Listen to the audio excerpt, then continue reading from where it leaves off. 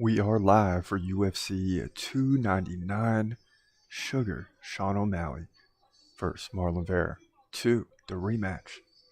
We got this fight and the big three for you next. Broadcasting live from an undisclosed location. This is the TCMMA podcast with your host, Chris Cross. Whoa!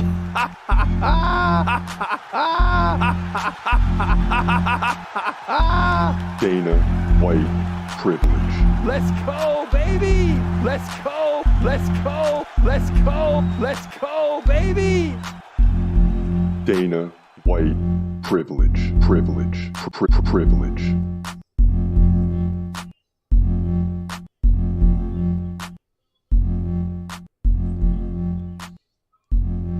Welcome. UFC 299, it's going down right now. Kevin Holland getting checked in.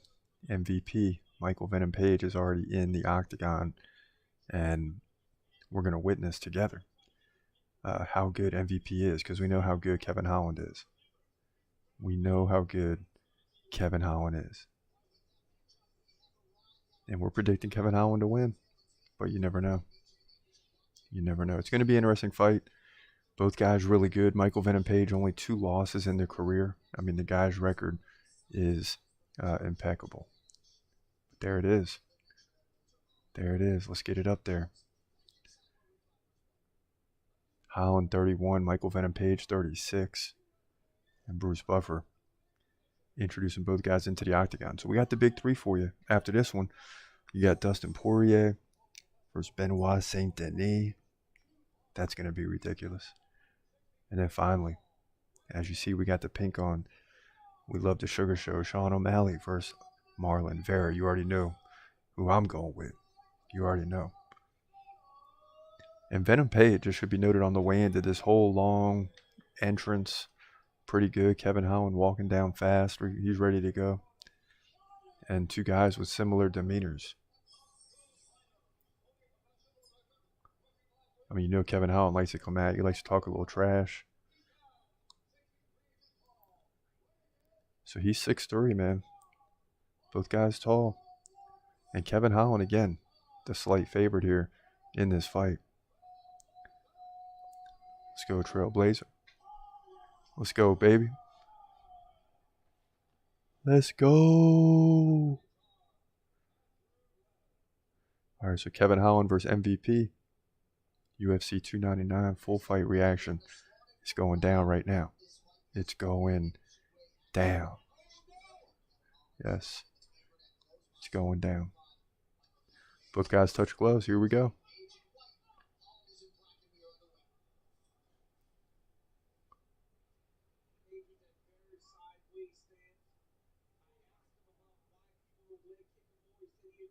Ooh.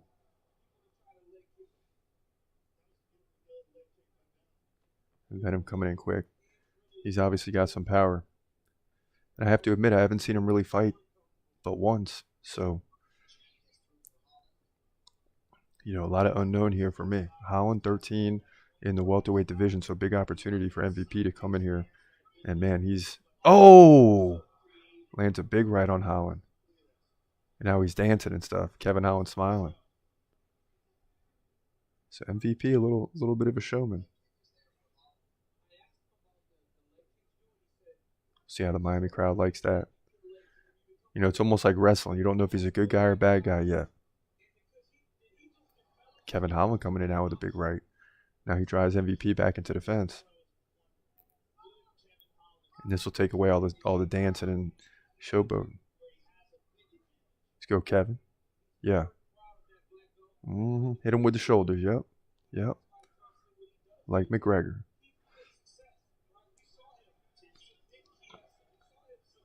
Fans chant USA.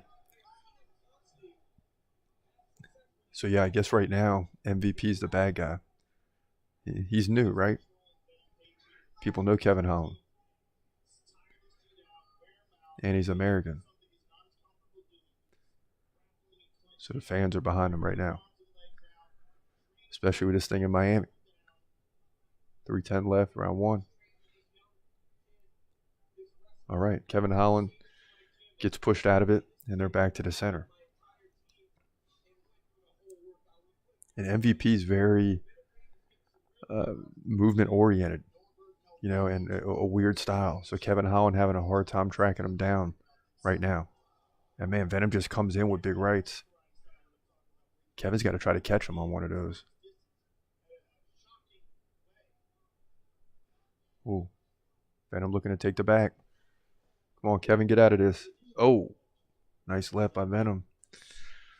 He's up 12-5 in significant strikes. So it's awkward styles causing problems for Kevin Holland.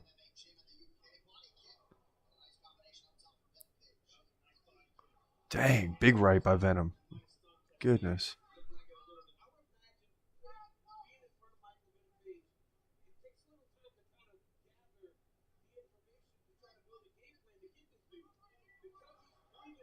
Yeah, he moves so much that Kevin Holland just got to continue to track him down.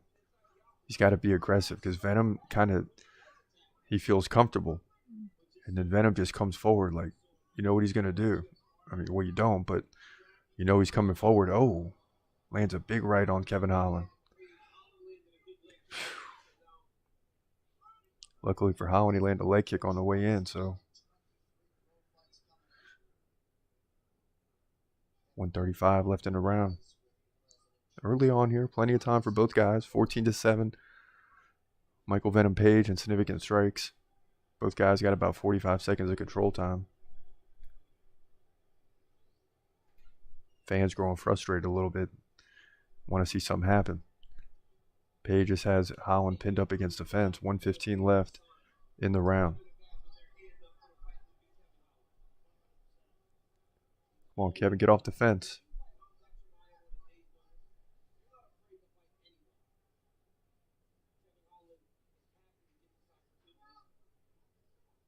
Get off the fence. Okay, here we go. Back to the center. 50 seconds left. Plenty of time to work. Big right by Venom. Golly. Now Kevin lands a right, and he smiles at him.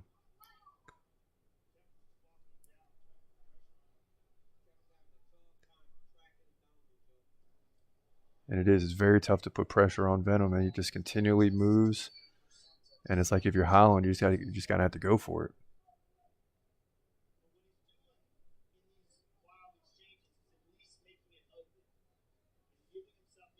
Now both guys tie up once again. And Venom's probably leading, but good fight here. I mean, it's clear Kevin Holland can hang with him. You just got to figure it out. I mean, Venom moves around. He hops back and forth. He comes in with a big right and left, and then he gets out of dodge and he resets. And it's just Kevin Holland can't get a read on him. And that's what's happening right now. That's what's happening.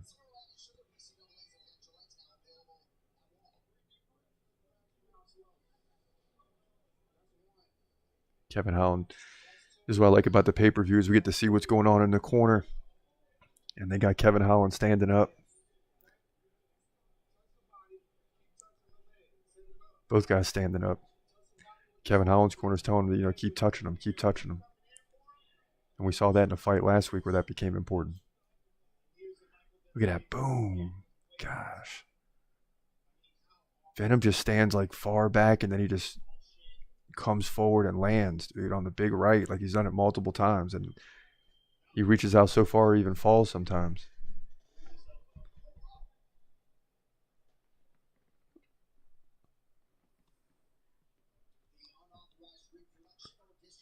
All right, here we go, round 2. Both guys touch gloves, and it's on.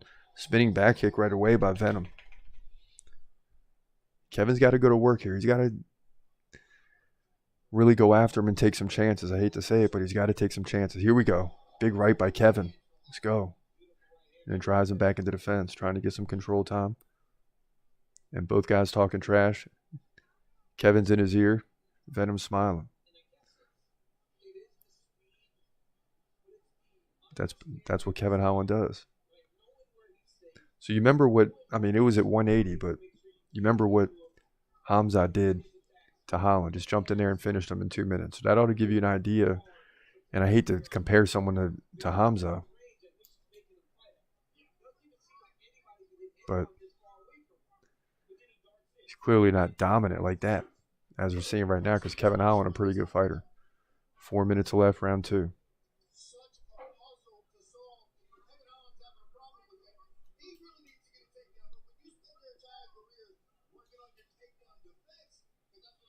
Now you're seeing Kevin move forward a little bit. Venom slowing down, but he jumps forward with a right.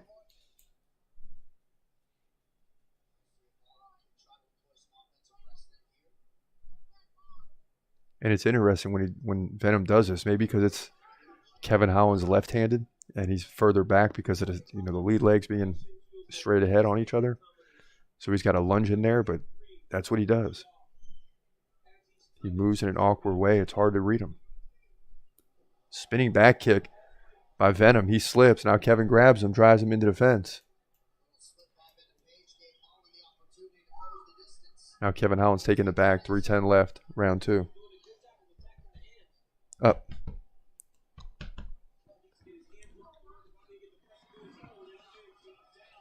There you go, Kevin. Oh, nice. There you go, Kevin. There you go, Kevin. Ah, nearly finished him. And now Kevin's just dropping elbows. And Venom looking a little worried now. It's a little bit different of a look than he had a minute ago. That's for sure. And now Kevin's talking to him for sure. What you talking about now? Why are you talking now? That type of stuff. That's what's going on. Yes, sir. Come on, Kevin. Let's finish this guy, man. Get out of here. It's the UFC, baby. Yeah, he's talking to him. Definitely talking to him.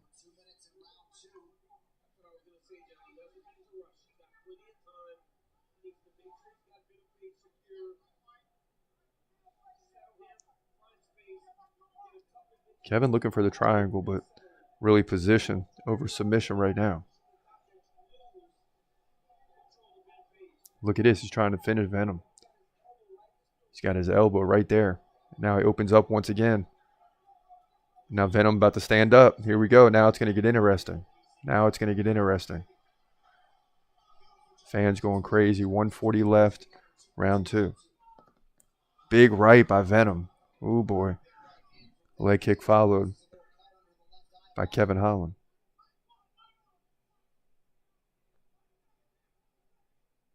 Oh, let's go, Kevin.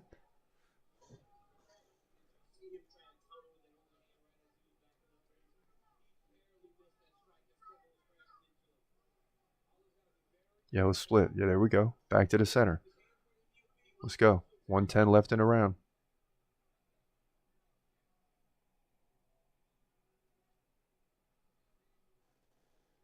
Let's go, Kevin. Yes, nice leg kick.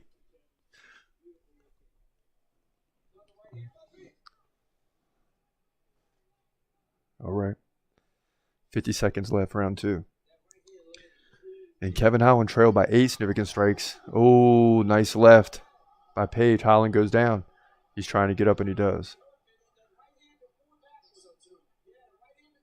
But that was a big switch of momentum for Venom Page. Slowed Kevin Holland down for sure.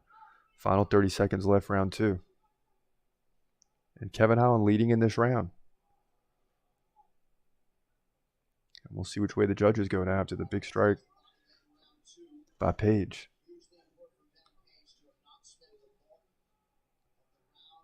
Come on, fellas, let's finish. 10 seconds left. Let's finish. Oh, spinning back elbow. But Kevin Holland's coming forward, man. And this is going to be a heck of a third round. Oh, my goodness.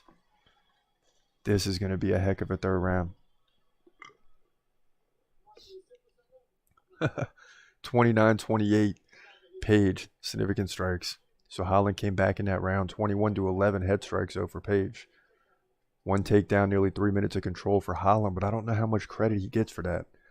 You got to hope, if you're, for Holland's sake, that he won round 2. Give him a chance here in round 3. I think it's definitely up for grabs in round 3. As we're seeing some of the replays, Kevin Holland really dominating the ground. He tried to finish Venom with the rear, and you saw Venom's eyes get big, like, oh no. And then Holland went to work. Yeah, I think you got to get that round to Holland. I mean, easily. It's just Venom had that one big right. Boom. And it was the throw that threw Kevin Holland down. But it looked worse than what it was because the big right came before. And then Page throws him down. So, Page comes right in and drops Holland with a right in the first 5 seconds. Now Holland's on his back. And Page backs off and says, go ahead, get up. This all happened in the first 11 seconds of the round.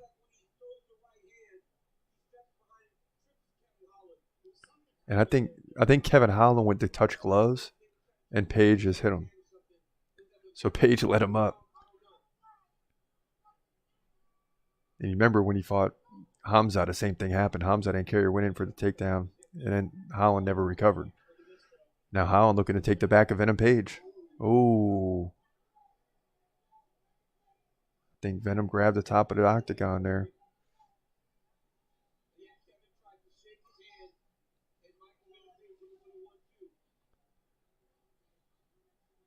Now Holland looking for the takedown. He got the back though. Both guys up against the fence. Let's go, Kevin. Yeah, drive that knee a little bit. Drive that knee into him. Pull him off the fence.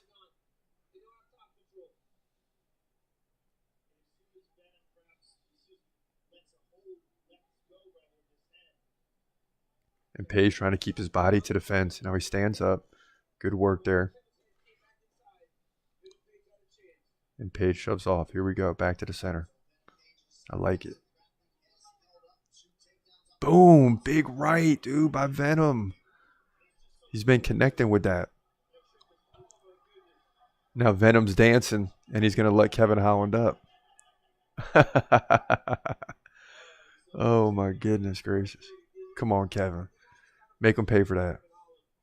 Please make him pay.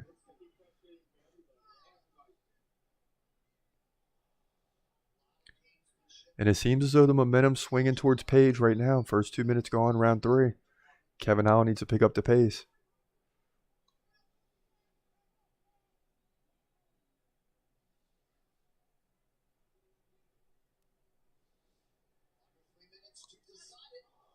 Nice body kick there by Page. Then he lets him go and wipes his head. A lot of showboating right here for Page.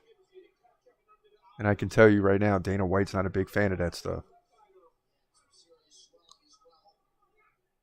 Because when you do that, then you get caught. It looks bad. That's not what people want to see. But, it's what we're seeing. We'll take it. Kevin Holland with control. Right now as Page walks him back to the center. Now it's Page looking to take the back. How did that happen? Real quick. Luckily, Kevin Holland turns his back to the fence. And Page basically just flips positions. Final 2 minutes of the fight. Both guys are talking. Kevin Holland smiling.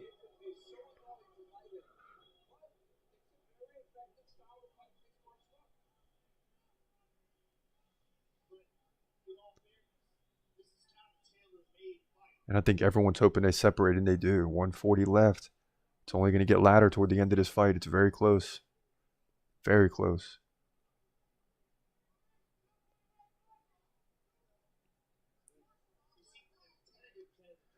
Kevin Holland slowed down a lot. He's not connecting. He's just trying to build control time and clinch. And that's a clear indication he's getting tired now. And this is not going to be enough to get the win, I don't think. I mean, he does have over 4 minutes of control, but that's not going to... It's a striking for Page, who has outpaced Holland. He's up 29-11 in head strikes. And Kevin Holland would need a massive final minute here to get this win, I believe. Oh, big right by Page. It's been there all night.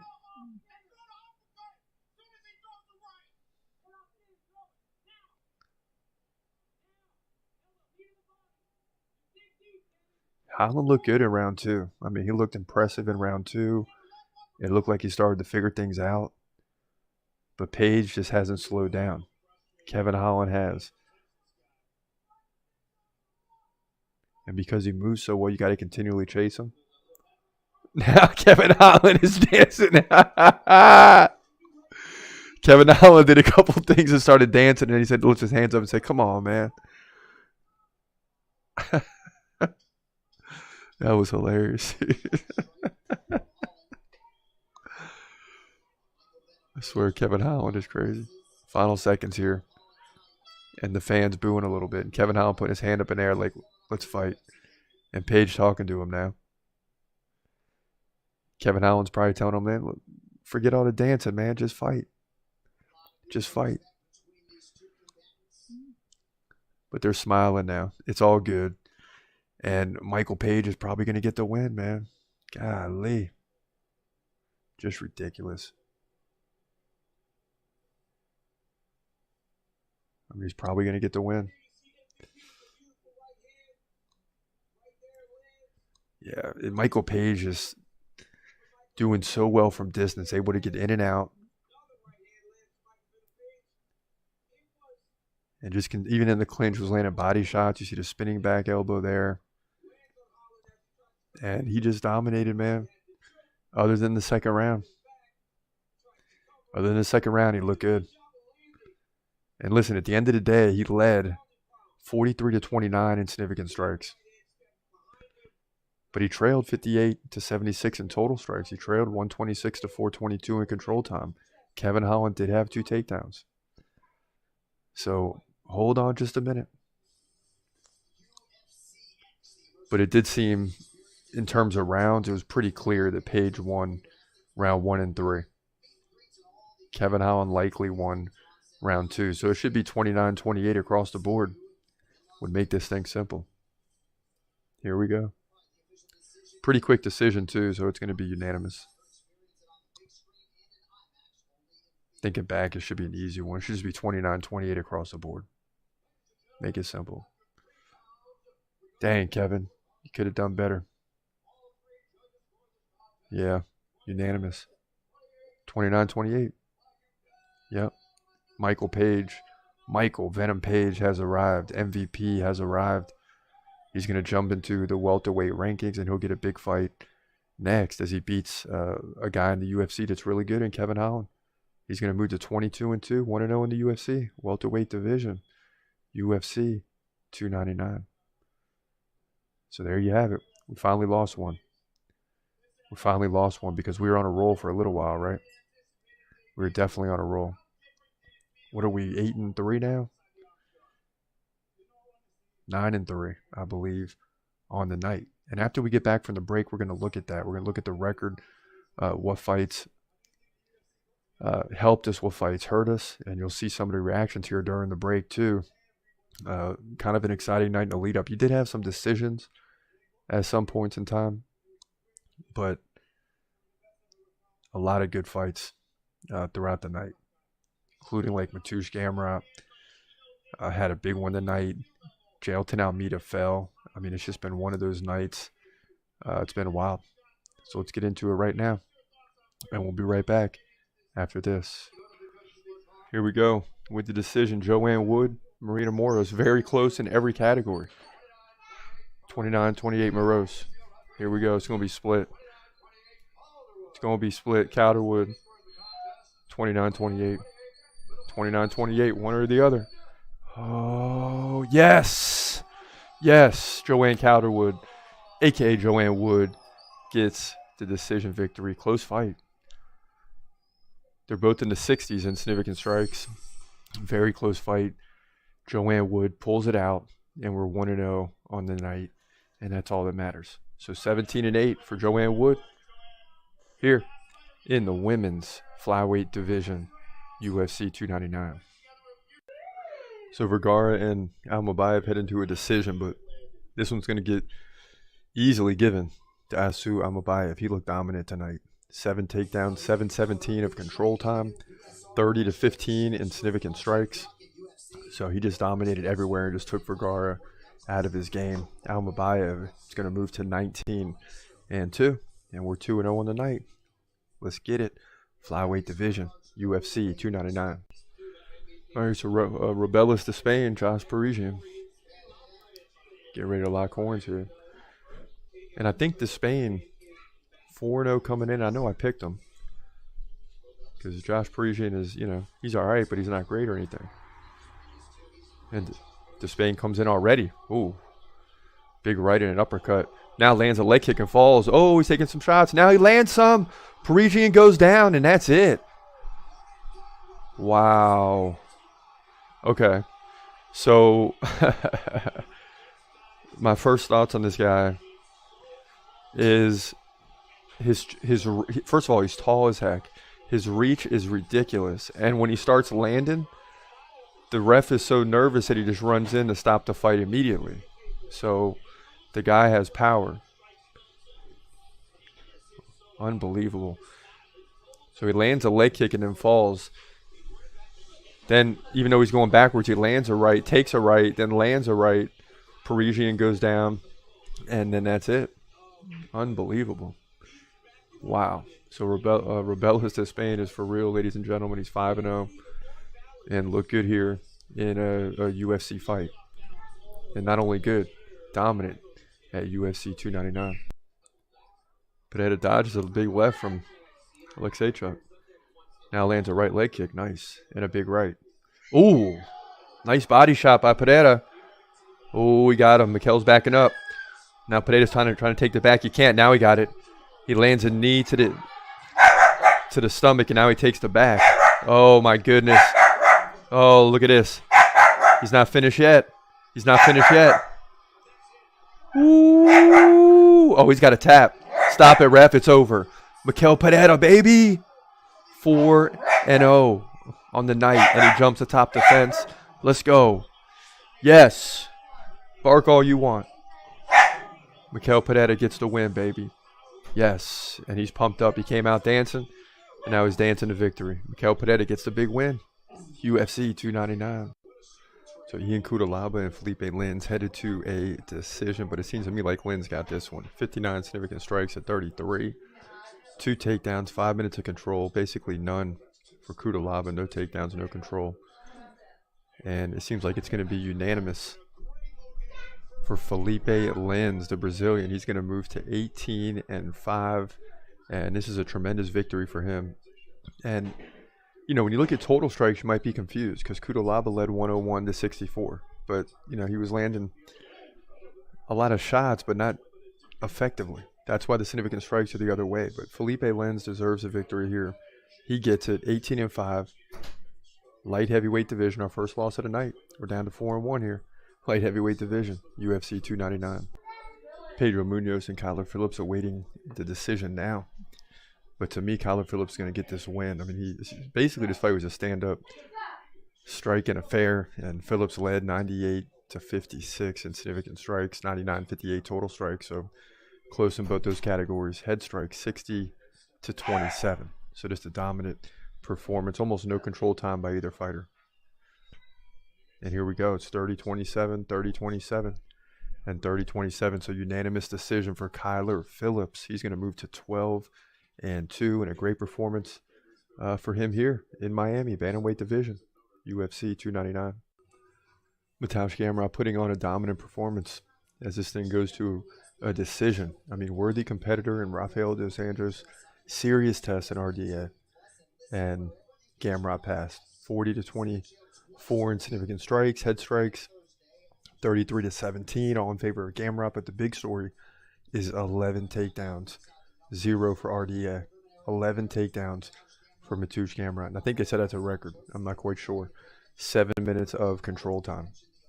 So just absolutely dominant. It should be 30-27 on all three without question. But stranger things have happened.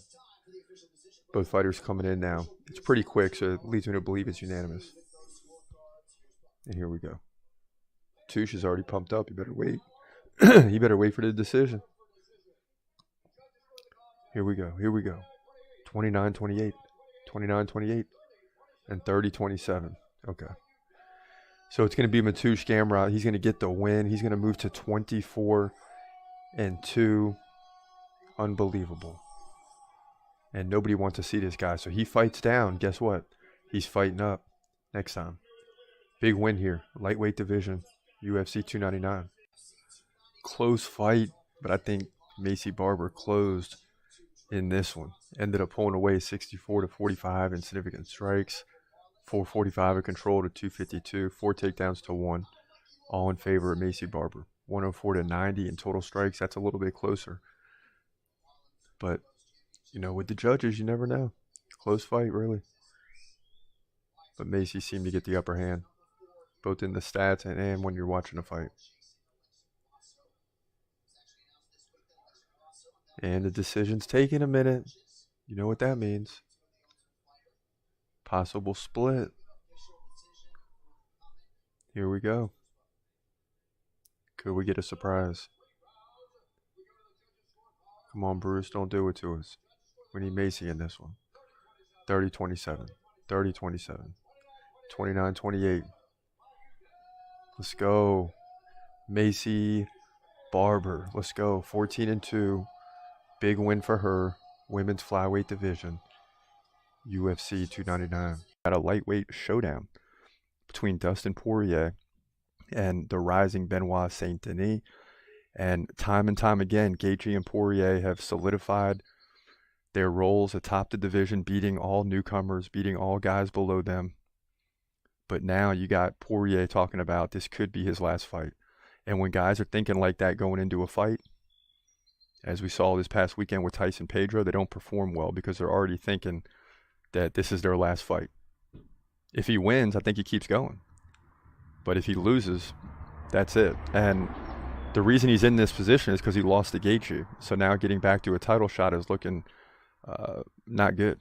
But if he wins this fight, maybe it extends their career. Maybe Poirier's not done yet, but who knows? Let's get into it right now.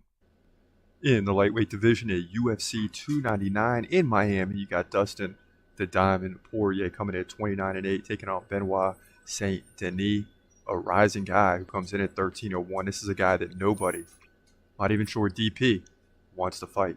Saint Denis, 2 inches taller at 5'11". He's 28, entering his prime. Poirier, 35, coming off the KO loss to Justin Gaethje, right?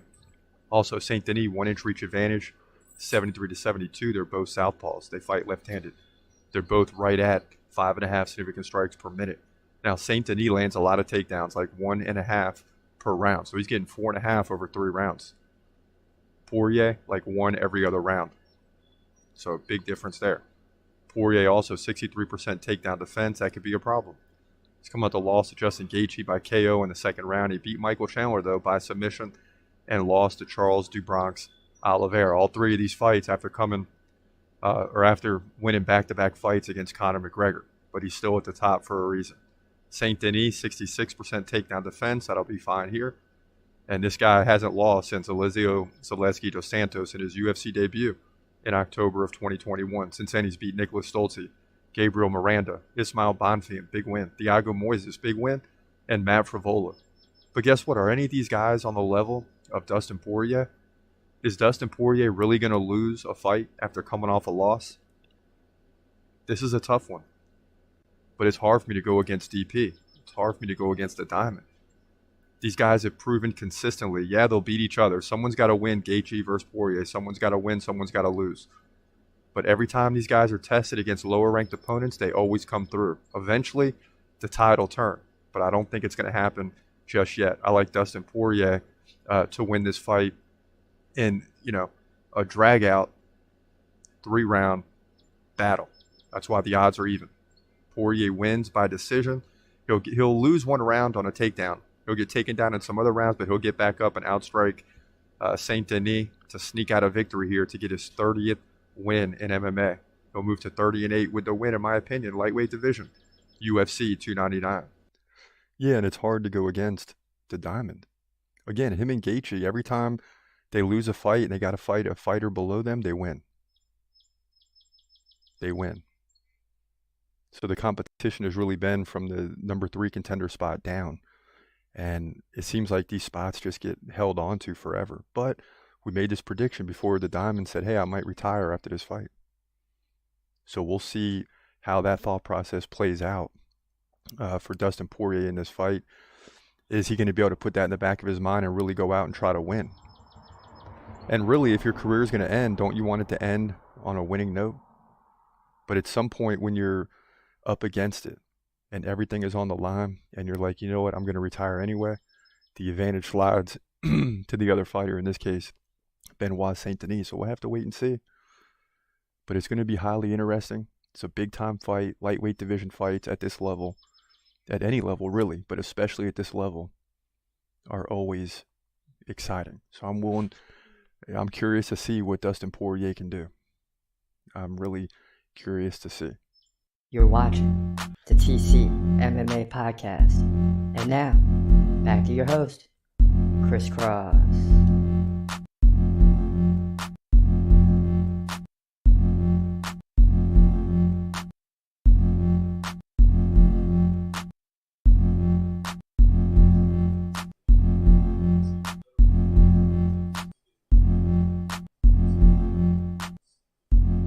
Welcome back. This is your boy Chris Cross checking back in. UFC 299, O'Malley versus Vera 2. That's coming up. Dustin Poirier and Benoit Saint Denis taking a little longer to get to the octagon because Joanna Jędrzejczyk was announced into the Hall of Fame. So, we do have some extra time here. So why not get into what happened earlier tonight? I mean, you got to see this. Because we got about 5 minutes before Poirier and Saint Denis lock horns. Saint Denis making his way to the octagon right now. But here's Jack Della Maddalena and Burns. This is how it sounded just a little while ago. Nice. Burns rolls out of it. Takes a knee, though. Oh! Maddalena's on top, pounding away. Burns took a knee coming out of the takedown. Oh, my goodness. Maddalena's pounding away from the top. Look at this. Burns is in trouble. Burns is in trouble. The ref's looking at it, and that's it. Jack Della Maddalena KOs Gilbert Burns. Unbelievable. Wow. And it looked like, look at this. And it looked like for a moment, Burns is going to grind out control time. And anything can happen in a decision. And JDM gets out of it. And man, he went to work and ended this thing. He's going to be 17-2, and Burns is going to fall to 22-7. And JDM made a statement here. Welterweight division, UFC 299. Yeah, so JDM made a statement. Also, earlier you had a fight that no one expected. Nobody expected. Curtis Blades and Jailton Almeida. And it went the way that no one expected. Check this out. Round 2 underway. And again, in round 1, Almeida just held him down. So he didn't really do much. But 9 takedowns. Crazy. Blades back to the center now. Both guys swinging. Okay. And a couple big right and left combinations missed by Almeida. These guys are throwing now. Ooh, and here's Almeida again shooting in for the takedown. Ooh, and this time some hammers. Some hammers coming from Curtis Blades. Look out. Look out. Almeida's in trouble. Almeida's in trouble. It's over. Curtis Blades with the KO of Almeida. And the 15-fight win streak is a wrap. Wow. Almeida's going to fall to 20-3. Curtis Blades 18-4, and that's huge for him. Huge for him. I cannot believe that. Wow. Curtis Blades finishes Jailton Almeida early in the second round. Heavyweight division, UFC 299. Yeah, so it's been one of those nights, for sure. It's been one of those nights. Kevin Holland falling to MVP. I didn't see that coming. I thought it was possible, but I thought Kevin Holland could pull that thing out. I definitely didn't think Jailton Almeida was going to lose, but we're 9-3 on a night. Let me see if we got this pulled up. Let's see what we got here. There it is. So we only lost Kevin Holland, Jailton Almeida. Very easily could have got both of those. Ian Cutelaba lost. All the other ones won. Rebellas to Spain in the UFC debut. I like that win. Kyler Phillips, Mateusz Gamrot, Macy Barber, Piotr Jan, Jack Della Maddalena. And regardless of what happens in this fight, I'm glad we took Dustin Poirier now. We got a little cushion. But the big one's going to be the final fight of the night. That's going to make or break the whole night. Because you can see there in the main event, 3 and 4. It's not great. It's not great at all. So we definitely need this one, for sure. Got to lose a record in the main event. It's been a long time since that's happened this late in the year. And I say late, it's only 7 fights in. So as we get ready, let me just see what's going on. I think Dustin Poirier is making his way. Yeah, he's getting checked in here. And he's about to walk into the octagon in about 10 seconds. So that's where it stands. Benoit Saint Denis, you heard in the prediction, 13-1. Poirier, 29-8, long career.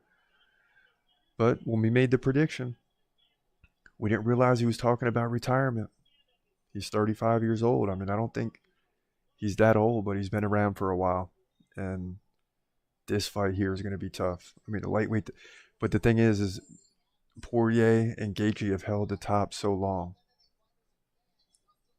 And now all of a sudden Poirier's got to fight a guy that's number 12 in the division. Who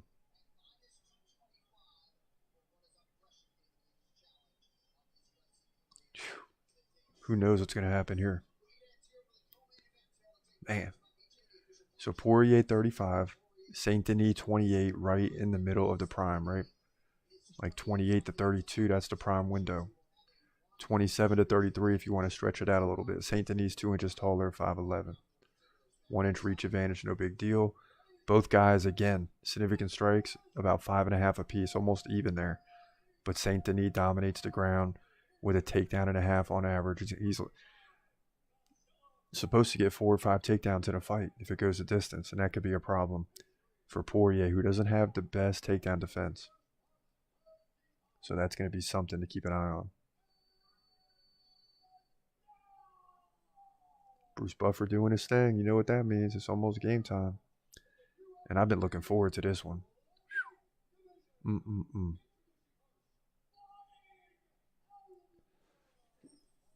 Yeah, I don't know if I want to be in the octagon with Saint Denis. I mean, guy looks fierce. And he's over a 2-1 favorite against Poirier. That's what's crazy.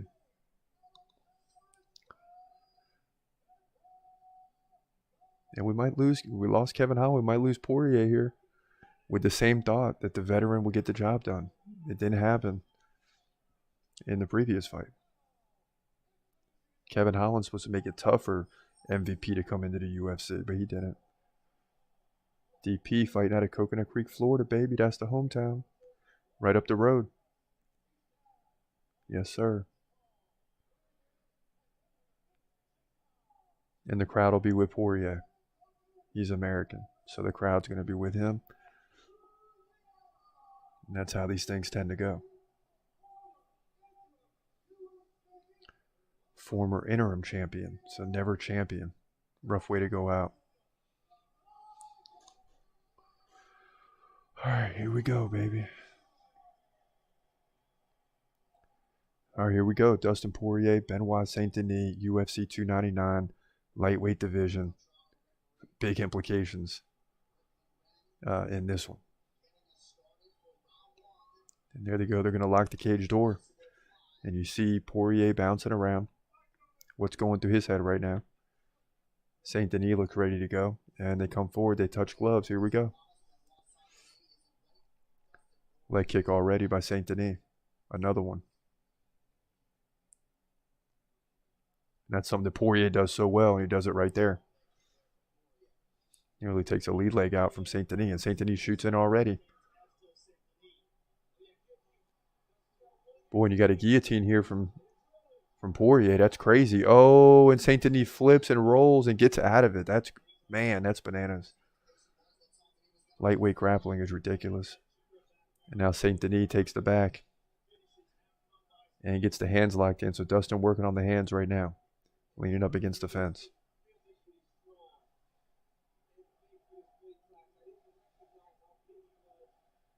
Now Poirier gets his hands on the ground.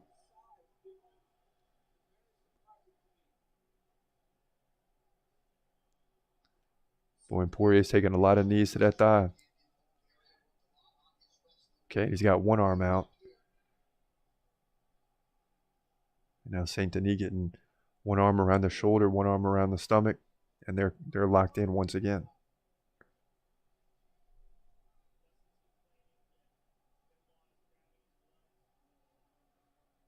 Both guys complaining, the other guy's grabbing the fence.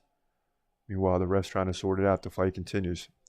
90 seconds gone here in round one. Saint Denis already taking the back. Now he's climbing up the back of Poirier. Look at this. And Poirier's trying to dump him. And he does. Now Poirier gets free. He's got Saint Denis pinned up against the fence. Let's go, DP. Let's go, Diamond. Oh, some big shots by Saint Denis. Boy, and Dustin going for that guillotine. Look at this. Man, and no one but Saint Denis gets out of that. That's crazy. DP twice already, almost ending the fight. Ooh, big right by Dustin.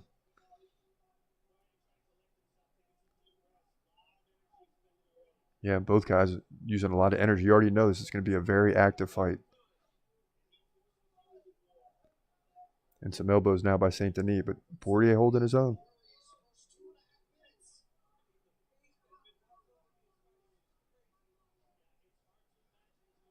Boy, and Saint Denis loves to grab and drive those knees. Very effective. Now Poirier looking for the single leg. He's got the head on the hip.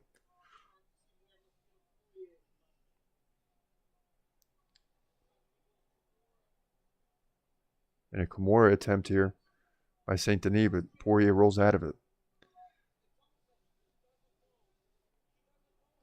That's why this division is so crazy, man. Even the ground game is wild. Wild grappling on the feet, a lot of power. Both guys swinging, they get out of it, and they're back to the center. And man, I'll tell you what, both guys looking, Dustin especially, looking a little more tired than he wants to be right now. 140 left in the fight, or in the first round, excuse me.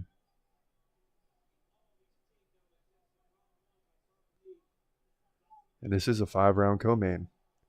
And a rear again here by Dustin. But I think he's going to slip out. He does. Boy, and Saint Denis gotten out of it 3 times now. Now he looks to take the back at DP. And I don't know that Dustin can do this for 5 rounds. I mean, this is crazy. The pace here is just, you can see him breathing hard.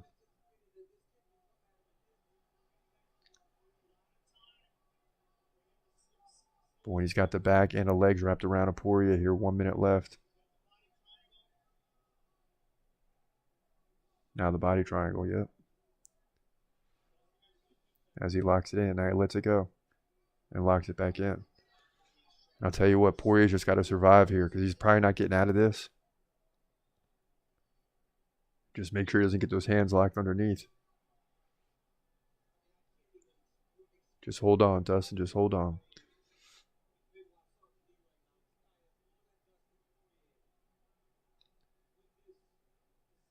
Boy, and Saint Denis just aggressive, very good on the ground. And it's going to be a tough night for Poirier if this continues.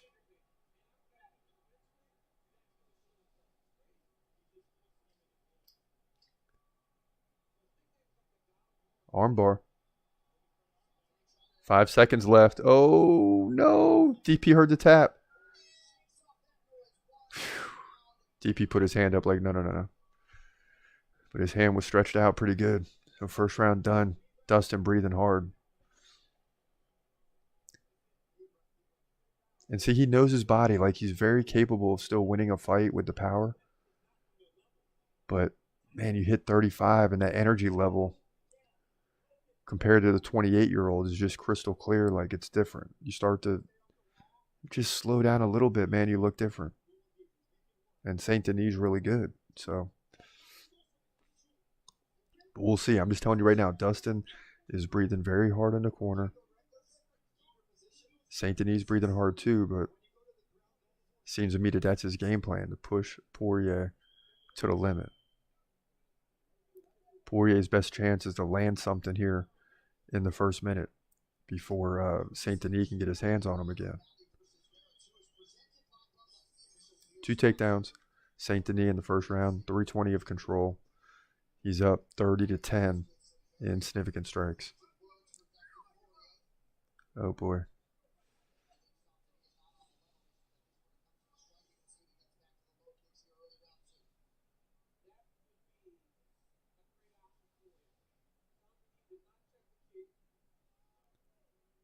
Saint Denis being aggressive already, and Dustin lands a big left. Now he's going for it again. Boy, it's in a little tighter this time. Saint Denis pushing off. And he does once again. Dustin nearly finishes him 4 times. Man. And it's like he's going for it, but then when Saint Denis slips out, then Poirier's in a lot of trouble. And it's like he just can't help it. Full mount now for Saint Denis, and this is not good for Poirier, as Saint Denis is going to go to work here. Now he stretches out Poirier. Oh, man. Dustin's in trouble here.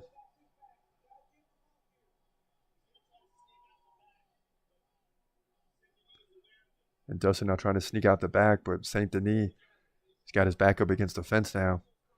Oh, boy, he's going to get under DP. Oh, come on, Dustin. Hold on, man. Well, this is a tough situation.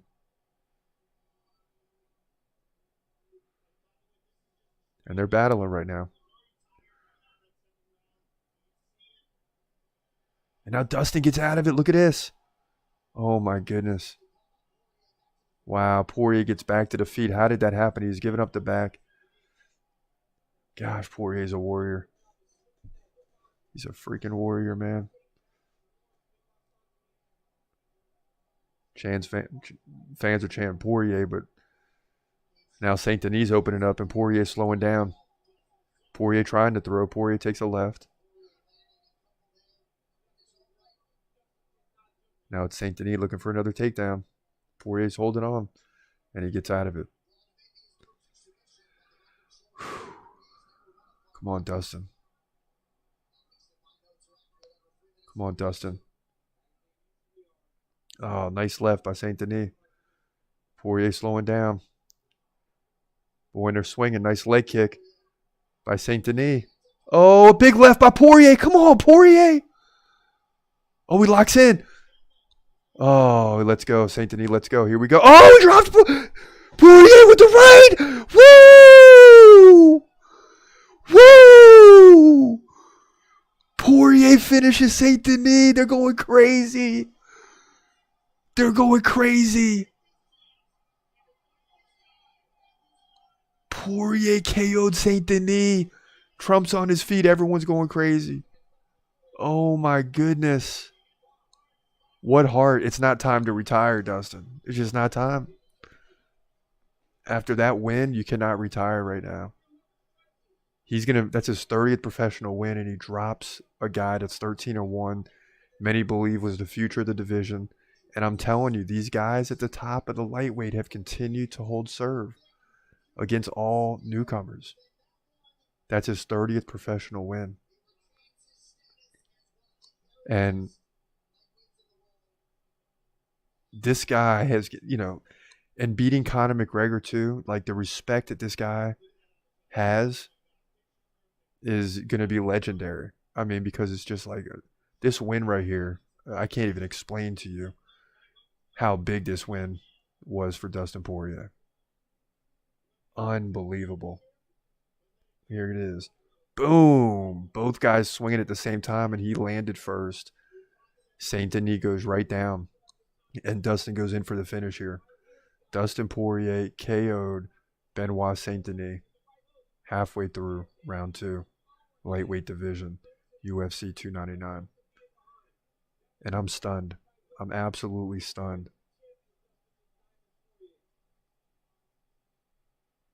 Wow.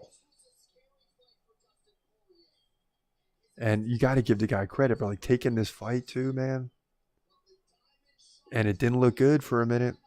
And I said the only way he's going to win this fight is just he did it on sheer heart. Like I told you, the numbers and the takedowns. I'm like, it looks like it's all Saint Denis, but the heart of Poirier is ridiculous. I mean, oh my goodness. What a win. And we're going to hold on here to see what's going on. Hopefully he doesn't retire right now. That'd be terrible. I mean, it'd be a great way to go out. But that's not what we want to see right now. And what a lead in to the main event. Oh my gosh. I'm so glad Dustin won that fight, man. Wow. Here's Bruce Buffer. And we're going to have to stick around for the interview. Keep you updated as of what. I hope Dustin doesn't retire. That's all I'm hoping right now. By KO. Dustin the Diamond Poirier. Yeah. That's crazy, man. Wow.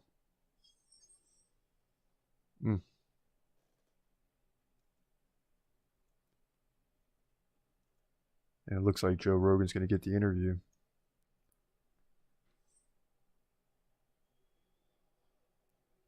And we're hoping he doesn't retire.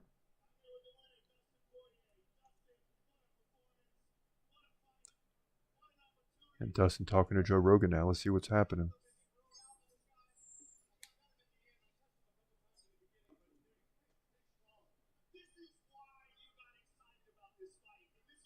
Joe Rogan talking about this is why he got excited about this fight. Big fight. And it's amazing.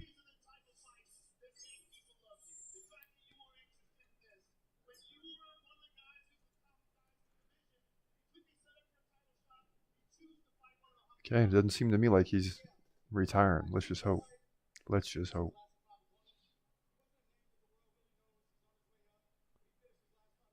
Yeah, so he's just talking about how good Saint Denis is. And it's true, man.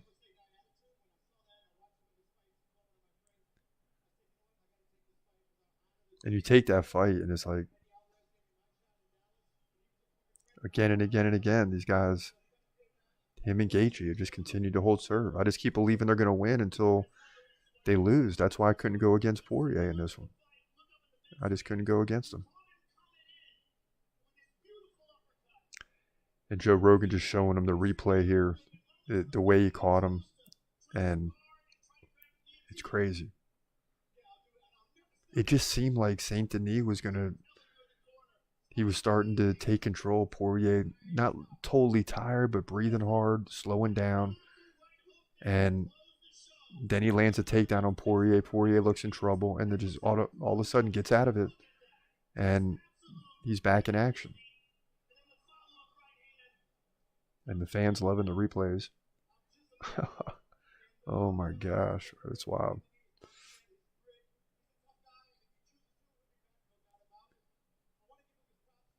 And nothing on retirement, so this is a good thing. I think you kind of want to look at this fight as what he should do. So,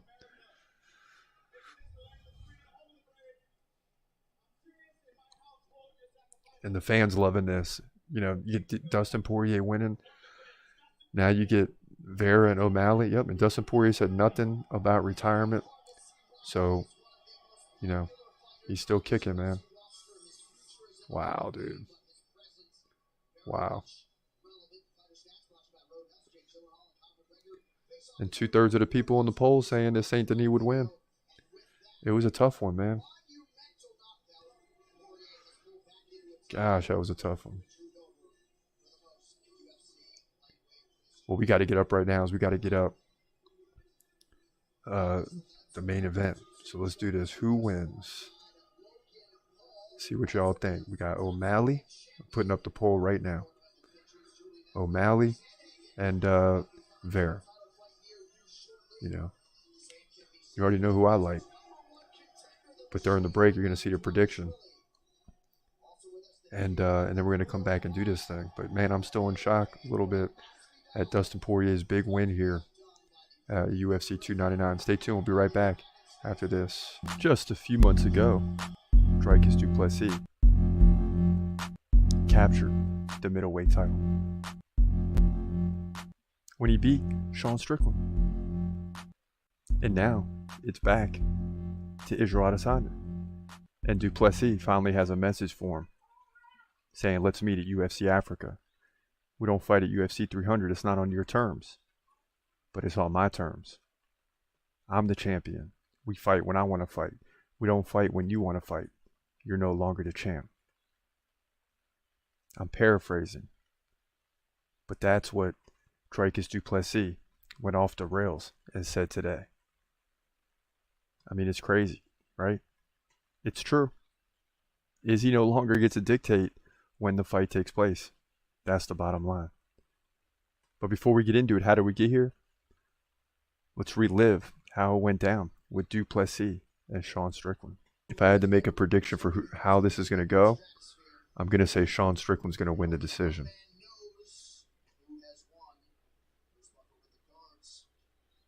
It's about to get real.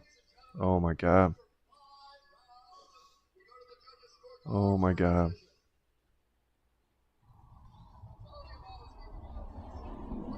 It's going to be split.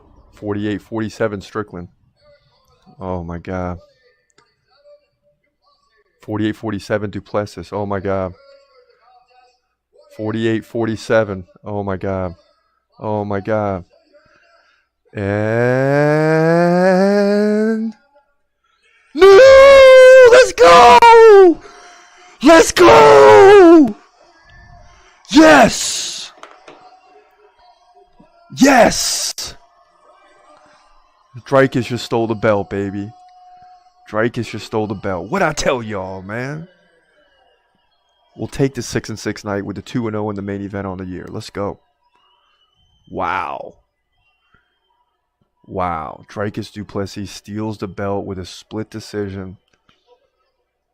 And just that drama for those last 5 seconds might have made the whole night worth it. I don't know. But Dricus stole the belt. He's 21-2. And he says, hey, I'm not fighting Hamza. So forget about it. We'll talk about that next week. But for right now, Dricus Duplessis is pumped. He stole the belt. And Sean Strickland has fallen. Despite dominating the stats, Sean Strickland has fallen. South Africa is going crazy right now to have a middleweight champion here at UFC 297. Quit playing with me. You know I had Duplessis winning that fight. You know I had him winning. You remember? But can he beat Adesanya? I don't know.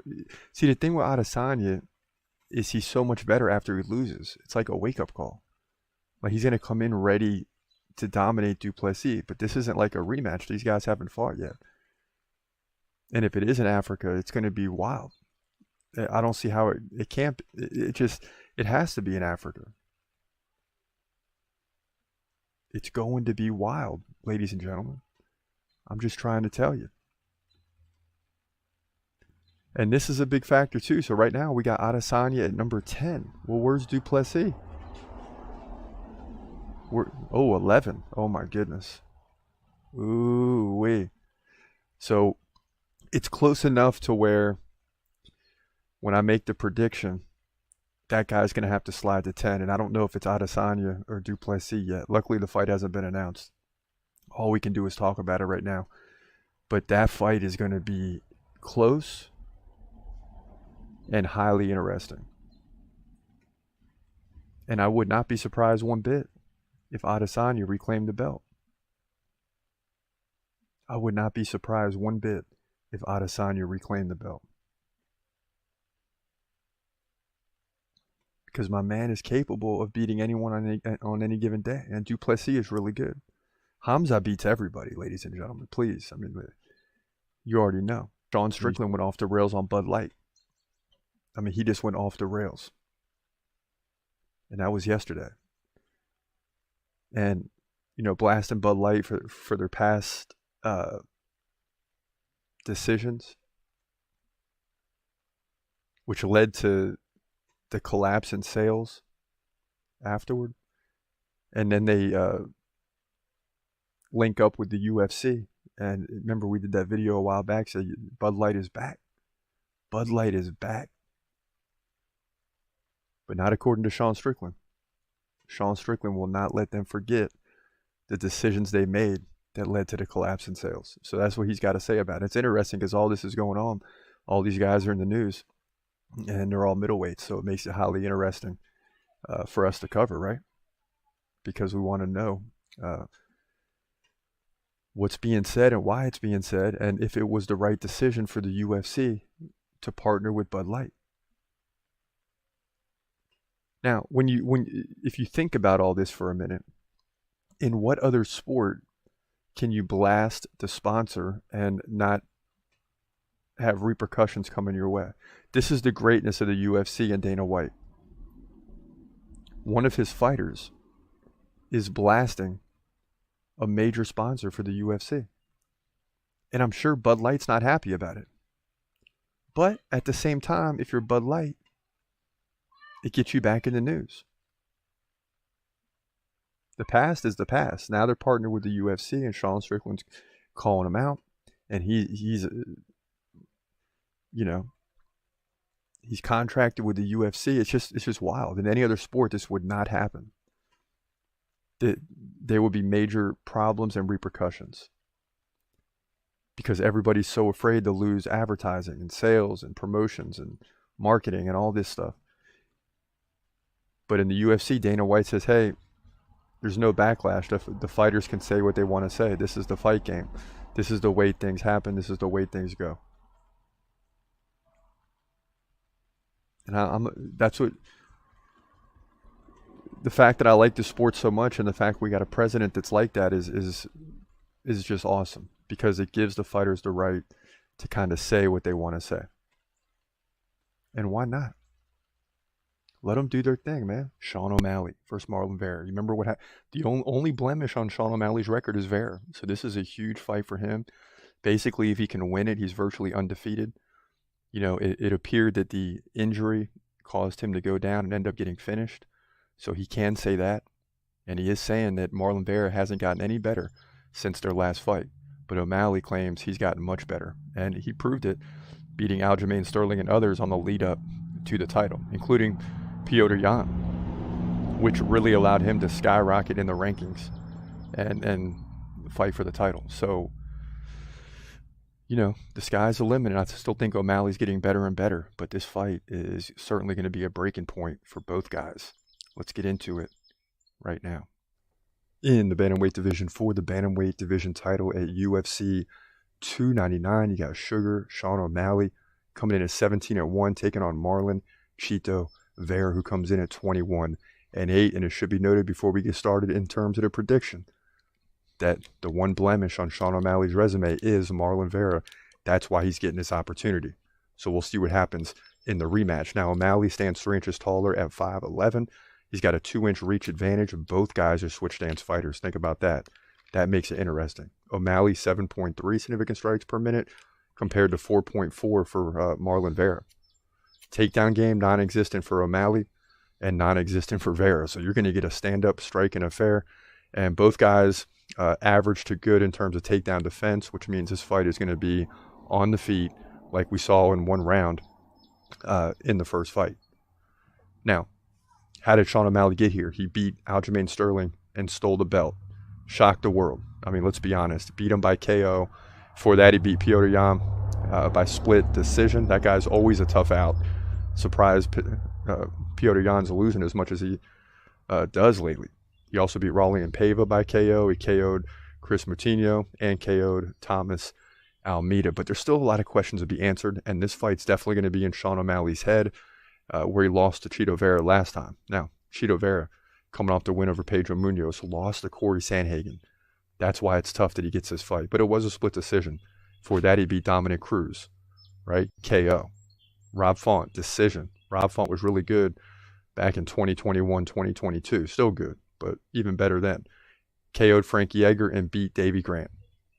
So Sean O'Malley and Vera last fought in August of 2020, right? And it was a short one-round fight. Marlon Vera led 18-10 in significant strikes. O'Malley went down with an injury, but to me, he also got KO'd. I mean, you can make the argument either way.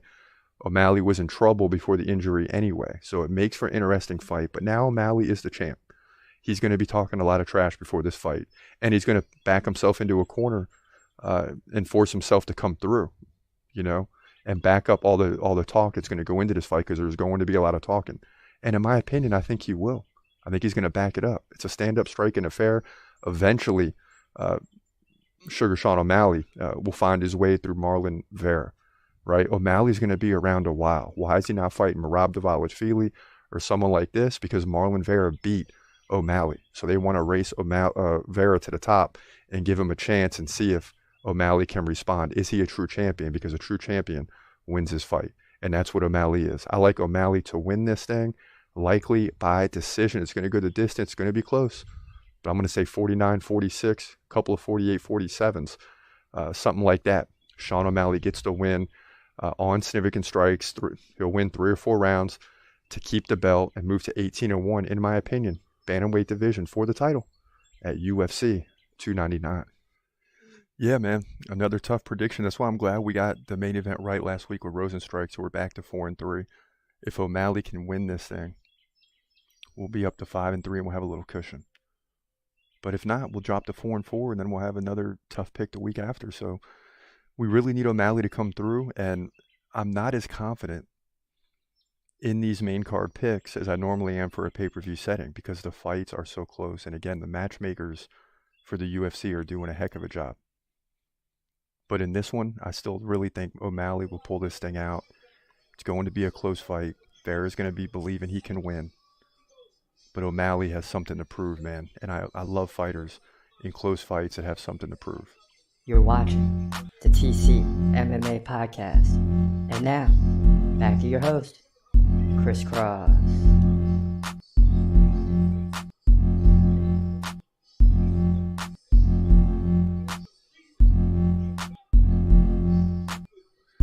Yeah, buddy. You know we're coming back for this one. Man, I'm excited. O'Malley's making his way to the octagon right now, coming out to Superstar. And this thing is about to get real. This thing's going to come to an exciting climax one way or the other. We're 10-3 on the night.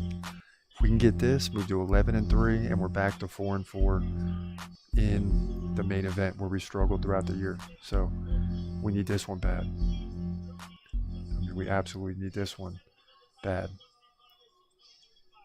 Let us know in the chat who you like in this one. There it is right there. No need to look at all the other fights now. This is all that matters. This is all that matters. Sugar Show. All day. Every day. Let's get it. Right now, no one weighed in on the poll. Okay. So nothing to report there. But you know, we got O'Malley on the do list. We got to hope he gets the victory here. We got to go with O'Malley until he falls. And if he wins this, we got to move him up even further. That's just how it goes. I mean, the guy has been unstoppable since he did lose to Vera. But this is a hump that he's going to have to get over. You know, but since then, beating Piotr Jan, beating Aljamain Sterling, I mean, it's just beating the best of the best in the division, especially Aljamain Sterling. And he's right in his prime. He's 29, so is Vera, 31. O'Malley's 3 inches taller, 5'11". And I think the big question here is he a different fighter than he was in 2020? Heck, yeah. It's 4 years later. He's a completely different fighter. And what he says is Marlon Vera hasn't gotten any better. So we're going to see if that's true or not.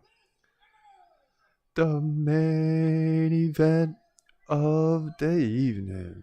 Bruce Buffer doing his thing, baby. Let's go. Let's go. Poirier just got me pumped up for this. Keith Peterson's got the ref. All right. Let's go. Let's go, O'Malley with the pink shorts. I like it. You already know. We're representing the night. You already know it.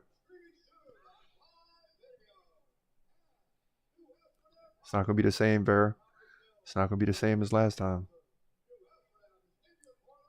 I'm telling you right now.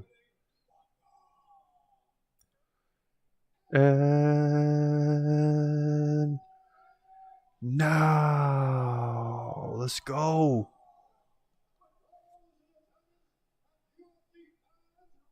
Come on, Sugar. God, I just want this fight to start. I just want this fight to start, man.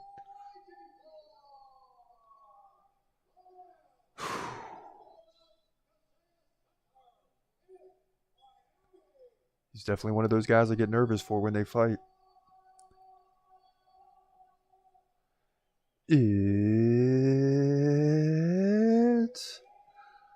time. Let's go. Let's go. O'Malley, you got this, baby. You got this. Stick and move. Vera looking fit. Vera looking ready. And it's crazy to think Marlon Vera could walk out of here with the title. 23-8, 2-1 underdog.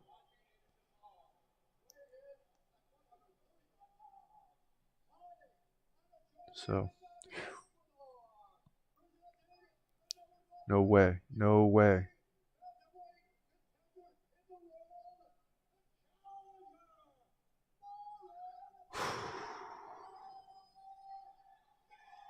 Chito Vera is introduced. Next up, Sugar Show, Sean O'Malley, and after that, they lock the cage, and this thing is on. And it's hard to believe we're at the finish line here. Almost. 14-fight marathon tonight. But it's been pretty smooth, I have to say. O'Malley 17-1, trying to erase the one blemish on his record, and that's the loss to Marlon Vera. And he just looks like a different person from 4 years ago. Stronger, bigger shoulders, more muscle, power. The game is just very well rounded. Yeah. Look at that, like 8 people in a row got the wigs up there. That's crazy. Tried to get one, couldn't find it. So here we go, man. Sean O'Malley, Marlon Vera, the rematch, part 2, UFC 299, bantamweight title on the line. And O'Malley on the ground, both guys on the ground staring each other down. And this fight is on. Here we go. At any second, this fight could be over.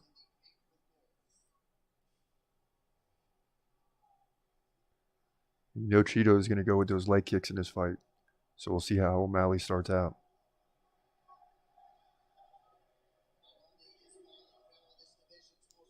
Cheeto's got a lot of fans. A lot of fans. You can hear him chanting. Some type of chant that ends with Cheeto real loud. We'll see if the American crowd gets going.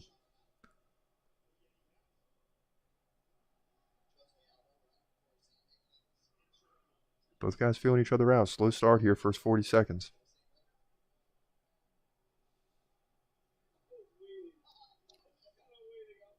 And some nice straight leg kicks by both fighters to start here. First minute still.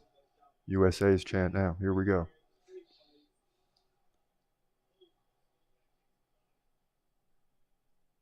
So a lot of American fans. The fans kind of divided too. A lot of Cheeto fans, for sure. So a lot of tension in the building.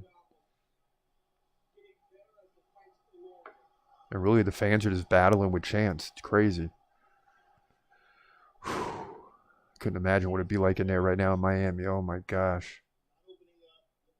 Just know one strike could finish this thing. And right now, O'Malley getting a nice start to the fight. He's landing a little bit more than Vera. He's keeping his distance.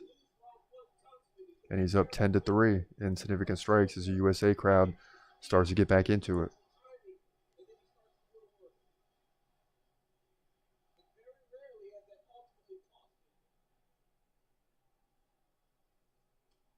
Ooh, nice leg kick by Vera. Partially blocked by O'Malley. 2 minutes gone.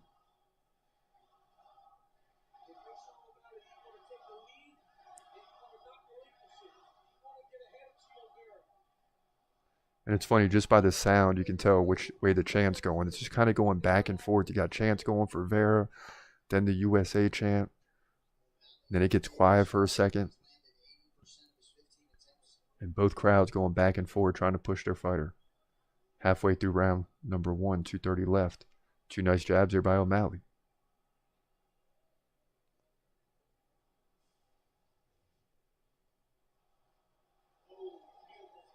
O'Malley with the pink shorts, blue and pink hair. You know, how he normally does it.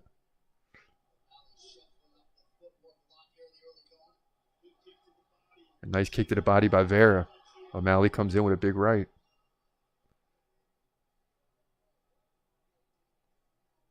And man, Marlon Vera's got the long hair, the beard, trying to make it more difficult for O'Malley to find the face, I guess.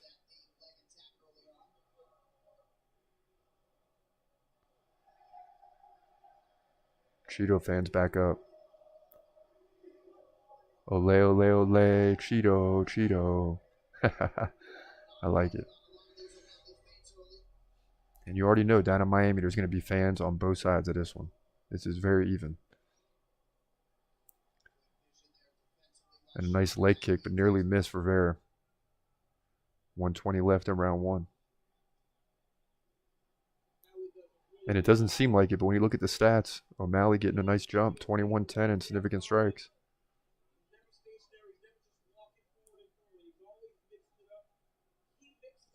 Come on, O'Malley, let's go.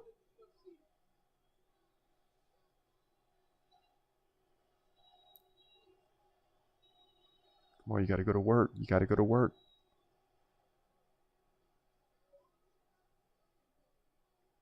But clearly part of the strategy is to keep Vera off him, and it's worked. You know, and get out of the first round.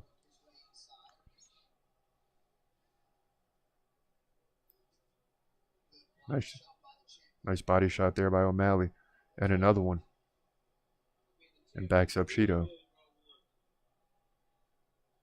And the precision work by O'Malley is just much different. Even than in the fight 4 years ago for sure. Nice body kick there by O'Malley.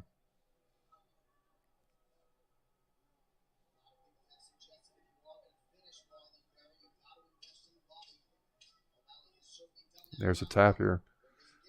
And this time, O'Malley's going to get out of round 1 and looking good. And that's the round. He's up 25-11 in significant strikes, 6-3 in head strikes. Body shots, 11-2. So O'Malley clearly going to work on the body of Cheeto Vera. And that's really the only difference at the end of round 1. No takedowns from either fighter.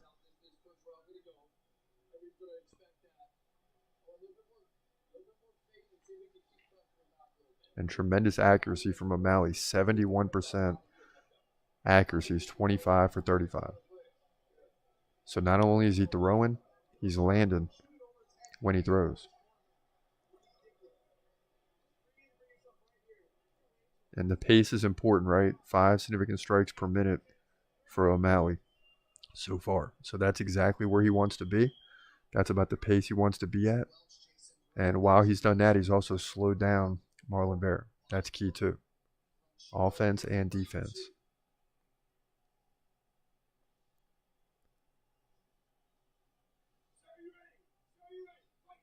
And here we go, round 2.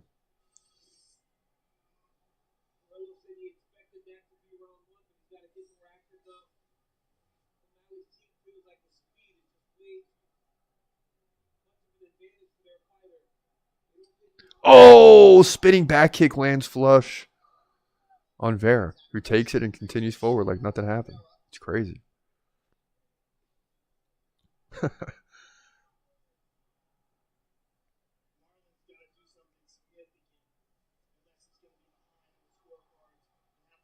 Vera touches him with a jab and a leg kick, and as soon as he does, O'Malley backs off and resets. And comes back with a couple kicks of his own. Now a right. And that's something that's changed for O'Malley too, is the power is different. I mean, the shoulders are getting bigger. He's filling out at this weight level, and it's paying off.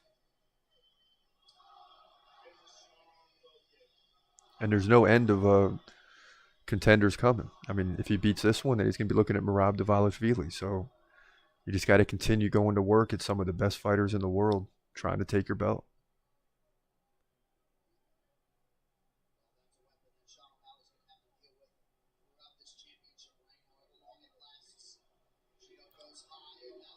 And it seems to me Cheeto's slowing down a little bit, and I don't know if that's just O'Malley keeping the pace up. Another leg kick by O'Malley.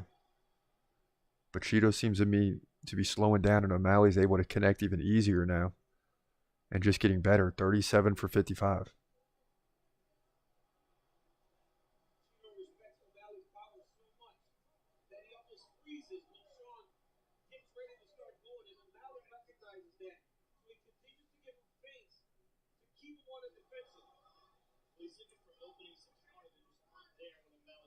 Come on, Sean. Come on.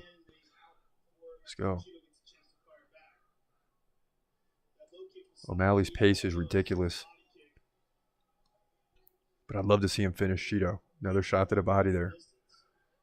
42 to 17 in significant strikes for O'Malley. He's really picking up the pace here. 13 to 6 in head strikes. And definitely winning this fight right now.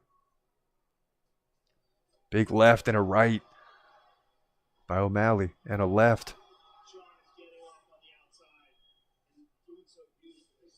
And now it's Vera who's looking more tired and on the defensive.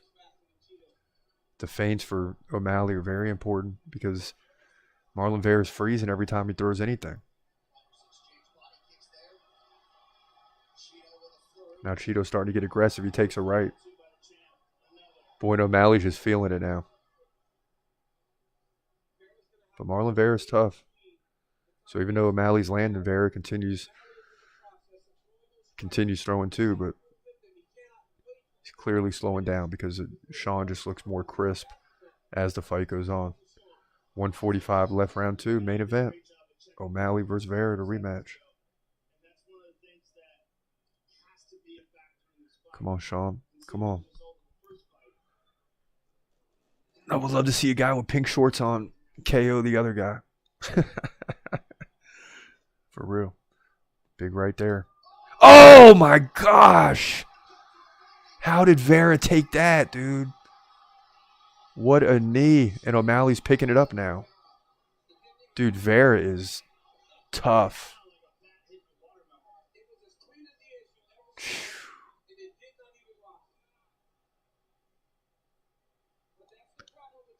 Sometimes that would mess guys up. Like you hit a guy with your best, the best you got, and he keeps going. But not O'Malley. O'Malley just continues to go to work here. 50 seconds left. And he's opening up now. Left and right. Oh, Vera goes back into the fence. Vera throws a left. But it's O'Malley with a left and a right. And he's really got Cheeto on the run. Boy, and O'Malley's just opening up, man. Big right. 10 seconds left. And this is incredible, man. Big right. Sends Vera to a knee, and he gets right back up. Man, and O'Malley's definitely up 2-0 at the least. Oh, my gosh, bro. Oh, my gosh. 65 to 28 in significant strikes, and he's just dominating Marlon Vera right now, who came in and caught a knee, and I promise you, anyone else on the planet was finished, but not Marlon Vera.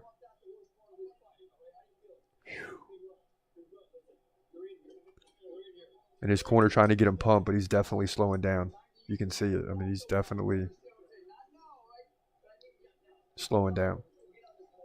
And the USA chants are getting louder now for O'Malley, who's just looked superb. Look at this. Boom. Wow.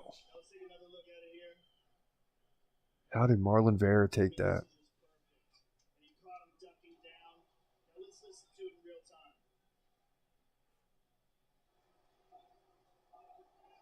Look at it. Oh! Dude, Marlon Vera's freaking tough, man. Gosh. And they're showing the knee from like 8 different angles. It's just crazy.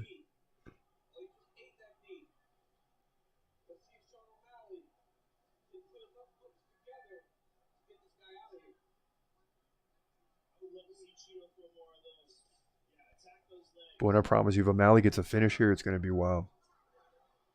But Vera isn't going to quit. He's starting this round strong. Now O'Malley responds with a left. And Vera throwing the jab, but clearly O'Malley's walking him down.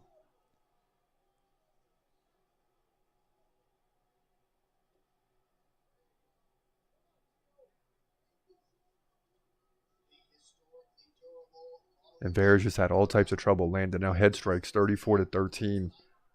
Unbelievable. Body strikes, 25-3. That's been the big difference along with the big power shots that he's landed in. He's 73 for 125. Over 50% landed. Vera 32 for 77. Now here comes O'Malley. Vera ducking his head once again. That uppercut is there.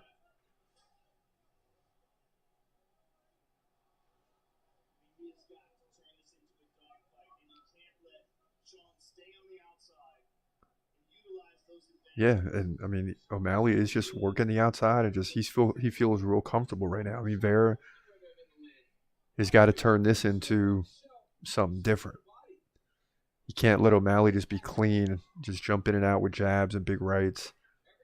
Stay away from everything. I mean Vera's got to get in there in the telephone booth and make it happen if he's going to win. Dustin Poirier figured out a way to do it in the co-main, so we'll see. But O'Malley looking good here, switching back and forth from righty to lefty and just landing. Look at that. 2 right jabs, straight left, then he switches back to right hand.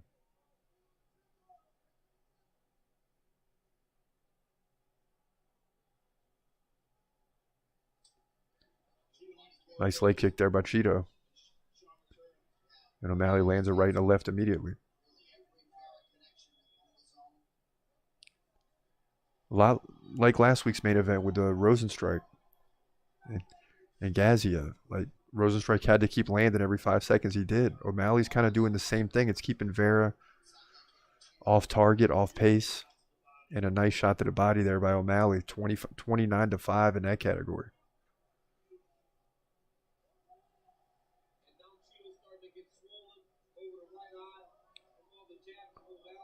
And it's like Vera has a chance to win the fight still, but O'Malley just seems dominant right now.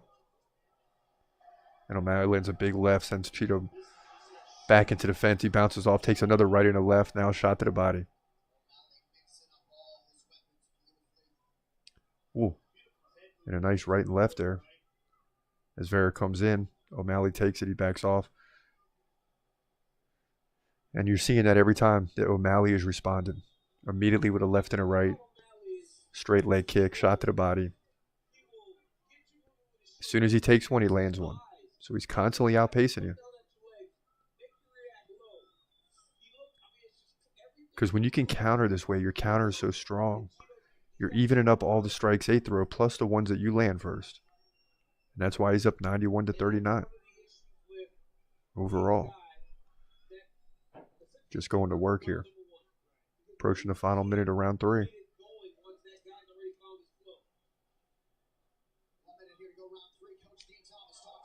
Here we go, final minute, round 3, and O'Malley picking it up with the right and the left.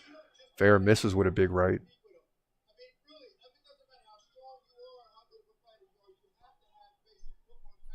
And I got no complaints with O'Malley's game plan right now. Just straight aggression. Straight aggression and great defense via offense. And another flying knee misses by O'Malley. And they're back to the center here, final 30 seconds.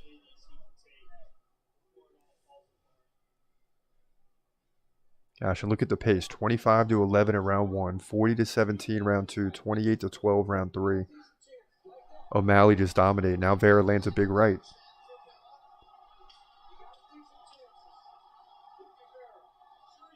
And now Vera comes in, he falls. And O'Malley jumps on him. And is going to finish this round on top. Lands a left and lets him back up. And to me, O'Malley dominated him that round. And Vera jaw-jacking a little bit between rounds, but he shouldn't be. He's down 3-0 right now. Just getting dominated. And is going to need a big finish to win this fight. And man, it's just... Look at Vera. Lord have mercy.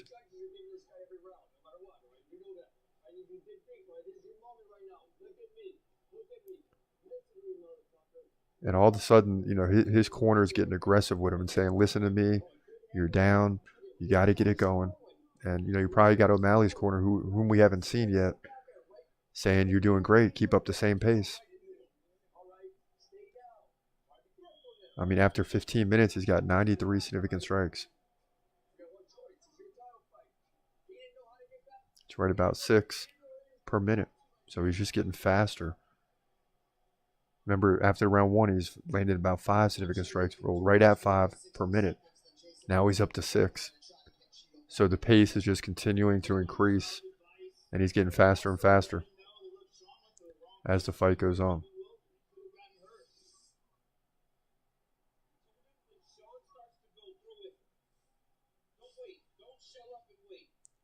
Ten minutes to go for O'Malley. See what Cheeto can do here. Cheeto's got to get more aggressive. And he lands a knee.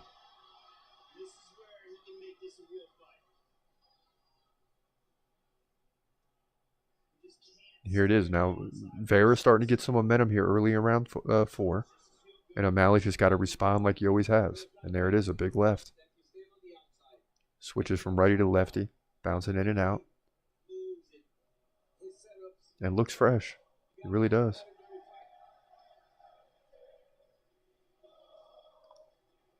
Nice combination there by O'Malley. He's now got a wider stance. Probably looking for more power.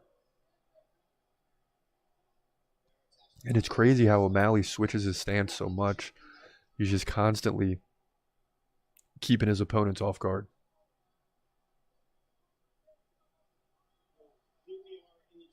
And this is what he did to Sterling. Just outpaced him and then caught him. And it didn't take that long. This one's tougher because Vera's just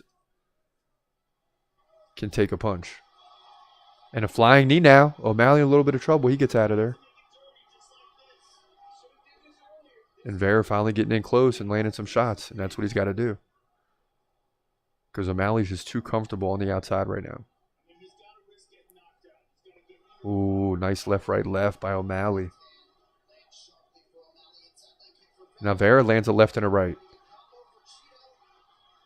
And see, that's the thing is Vera's shown, hey, I can take a punch. And that should be some confidence in him to pick up the pace and get in there on O'Malley. But O'Malley just settles down and goes back to work. And here comes Vera. And to me, this is the last big effort by Vera. And it is a big one. And now Vera slips after he misses. Or he connected, then he missed and fell. Now he gets back to his feet. Come on, O'Malley. Let's go, baby. Ooh.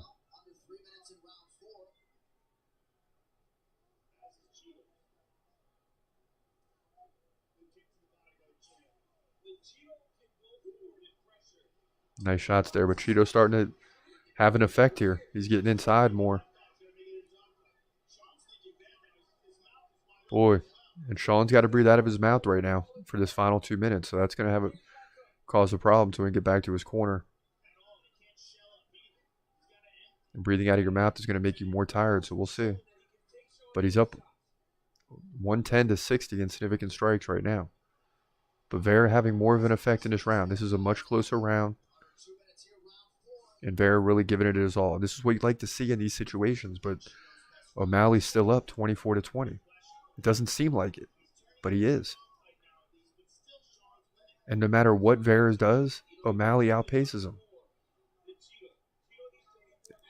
Come on, O'Malley. Hey, keep up the pace, man. He can't keep up with this. Just keep it up. This is his last big effort.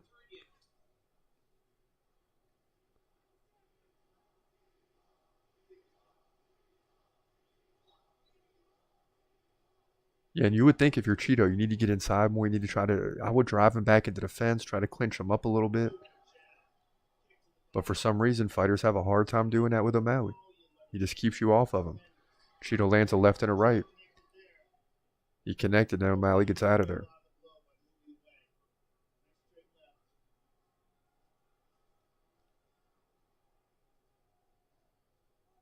Clearly, Marlon Vera's best round.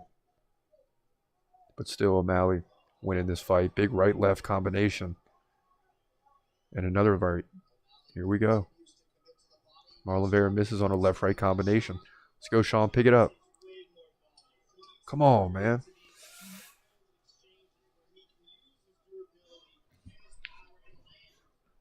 $30 seconds left in round 4. Will we get a final round?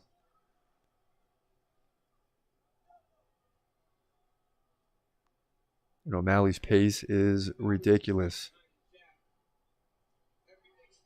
Approaching 135 significant strikes. Man. And he's almost up to 7 significant strikes per minute now. Starting at 5 in round 1, just continually gets more active. So it's like even though Cheeto is getting in there, and Cheeto had a good round 4, and that's the end of it. But even as Cheeto picks up his pace, so does Sean O'Malley even more. And just an impressive performance so far by O'Malley. He even led that round 45-31, despite Marlon Vera throwing everything but the kitchen sink at him. The only way Vera wins is to catch him.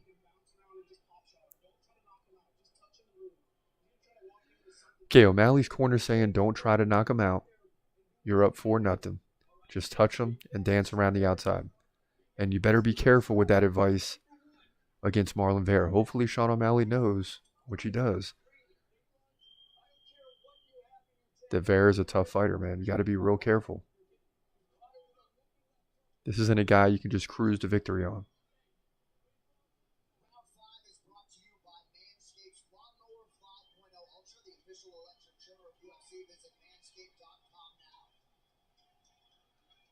And the stare down is real heading into round 5.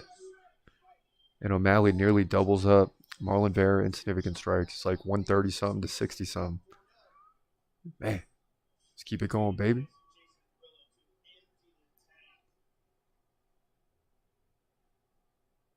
Here you go, O'Malley.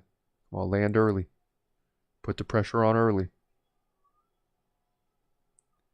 That's why it's rough advice by his corner, because the whole reason he's winning this fight and looking comfortable is he's being aggressive. He's dictating the pace. Marlon Vera can't get comfortable. And you can't tell the fighter, hey, go ahead and just dance around the outside and let Marlon Vera get comfortable. Ooh, and O'Malley picking it up now. But I will say, when his corner said don't go in for the KO, just dance around the outside, O'Malley kind of rolled his eyes. Not really, but sort of like, yeah, right.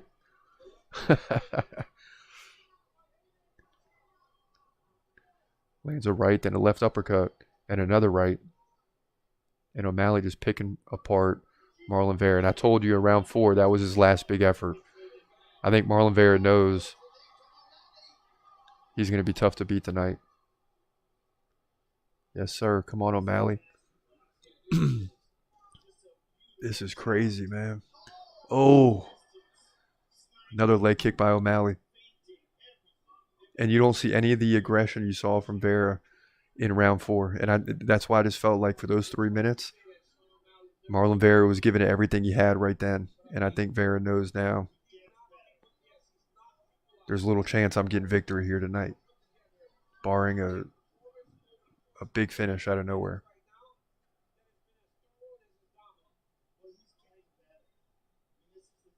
Man, dude.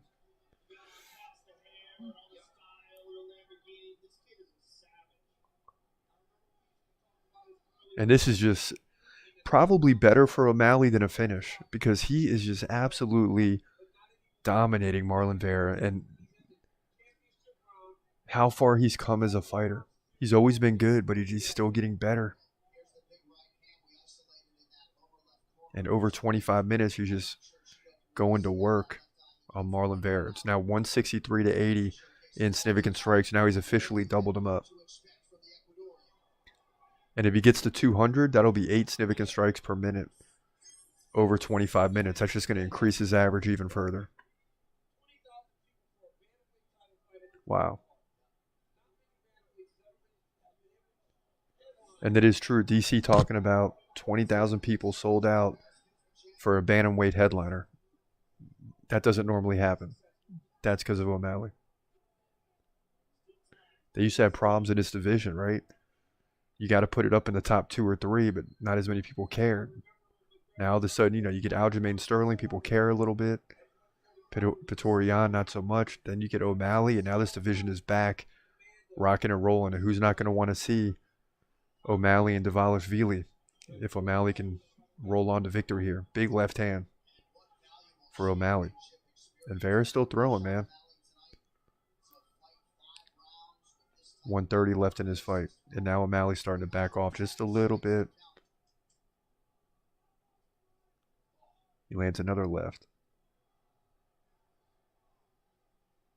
And they say, his corner says just dance around the outside, but his best defense is offense. Just now Vera's starting to realize the clock's getting low. 110 left on the clock. O'Malley takes a deep breath, as he should. Just unbelievable. Clean fight. Clean night altogether for Miami. Just a clean night.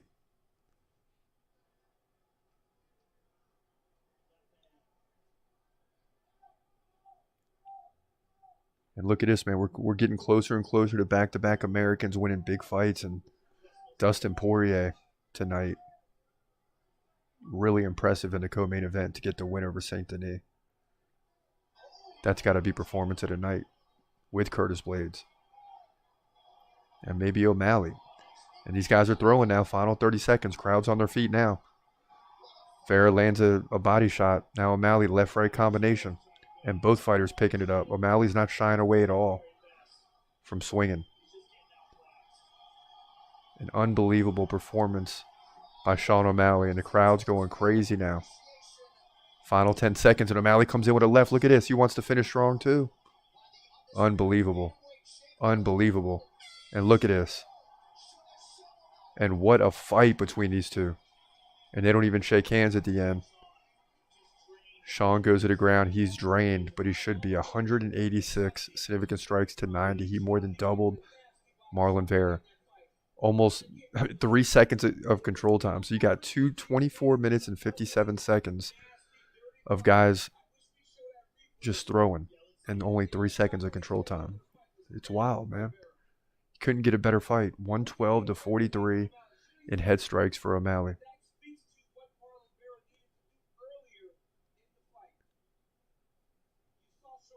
Marlon Vera gets a lot of respect too, because it's like O'Malley's throwing some big combinations, that flying knee, and you just cannot finish Marlon Vera. This guy is ready to go for a long time.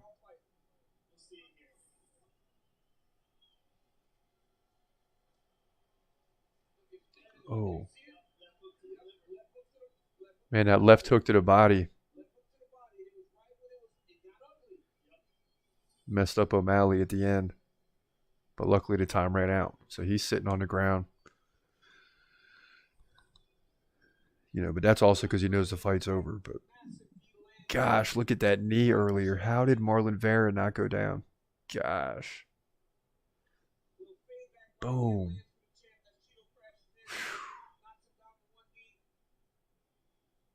Beam. What? Beam. Looking at all the replays now. I mean, just O'Malley just went off, man. Gosh. And what a night we had. We're going to be 11-3 on the night. We get the main event, which, if you go 10-4 and miss the main event, it ends up being almost a bad night. So we'll take it. This is big. I just want to hear "and still." Boom. Woo-hoo. There's probably more than 100 replays. Look at this. His lowest output was round 1, 25. So he went 25, 40, 28, 45, 48. So when his coach said back off in round 5, O'Malley had more strikes in that round than he had in the whole fight. So, man. Here we go.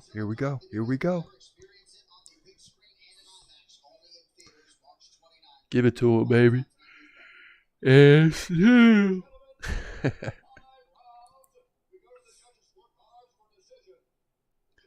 we go. 50-45. 50-45. And 50-44. Perfect. Perfect night. Perfect night. And still. Yes, sir. Is he the first champion to win with pink shorts on? I don't know. But Sean O'Malley gets the win here. Great night of fighting. 14-fight marathon in Miami. And I didn't even get to enjoy the fact that it was in Miami because these fights were so good. But great night. O'Malley gets the win. He retains the bantamweight belt here at UFC 299. So we appreciate y'all listening in for the live watch party. It's been real. The final 3 were great. Long fights, long night, and the bad luck's over because we got another finish in the big 3. So we'll take it. 3 straight decisions would have been rough. But for now, this is a wrap. This is your boy Chris Cross. Hope you have a great day and God bless. As always, peace.